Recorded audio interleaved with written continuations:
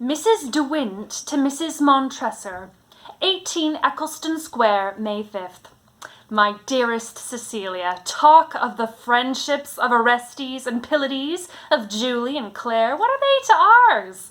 Did Pylades ever go ventre à terre half over London on a day more broiling than any but an ane damnée could even imagine, in order that Orestes might be comfortably housed for the season?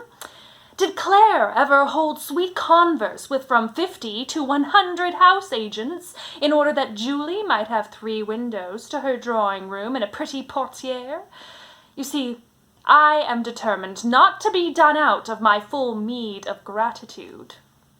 Well, my friend, I had no idea till yesterday how closely we were packed in this great smoky beehive, as tightly as herrings in a barrel. Don't be frightened, however.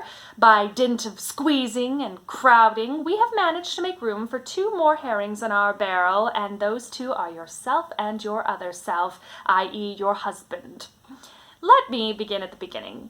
After having looked over, I verily believe, every undesirable residence in West London, after having seen nothing intermediate between what was suited to the means of a duke and what was suited to the needs of a chimney sweep, after having felt bed-ticking and explored kitchen ranges till my brain reeled under my accumulated experience, I arrived at about 5:30 yesterday afternoon at 32 Street, Mayfair.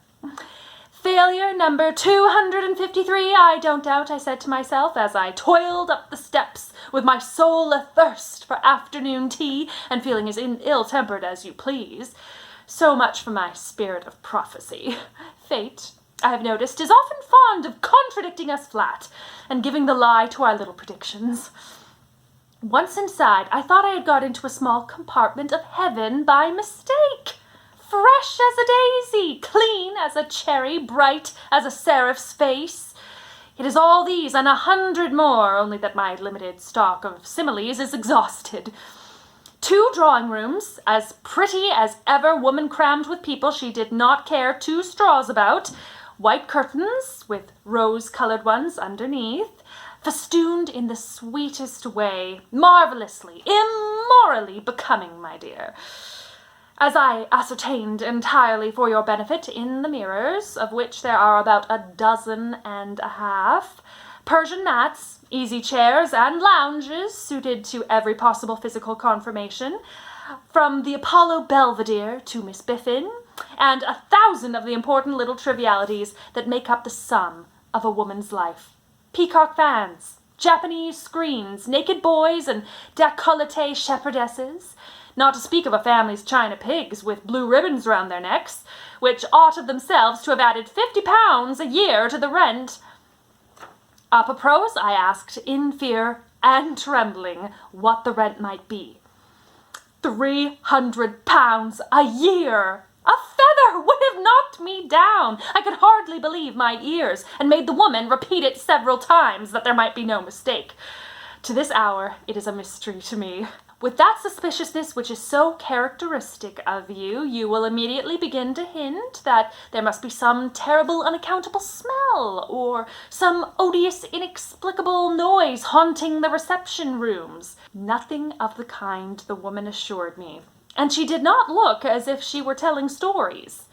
You will next suggest, remembering the rose-colored curtains, that its last occupant was a member of the demi-monde. Wrong again. Its last occupant was an elderly and unexceptionable Indian officer without a liver, and with a most lawful wife. They did not stay long, it is true, but then, as the housekeeper told me, he was a deplorable old hypochondriac, who never could stay a fortnight at any one place. So lay aside the skepticism, which is your besetting sin, and give unfeigned thanks to Saint Brigitte, or Saint Gengulpha, or Saint Catherine of Siena, or whoever is your tutelar saint, for having provided you with a palace at the cost of a hovel, and for having sent you such an invaluable friend as your attached Elizabeth de Wint. Oh, P.S. I am so sorry I shall not be in town to witness your first raptures, but dear Artie looks so pale and thin and tall after the whooping cough that I am sending him off at once to the sea, and as I cannot bear the child out of my sight, I am going into banishment likewise.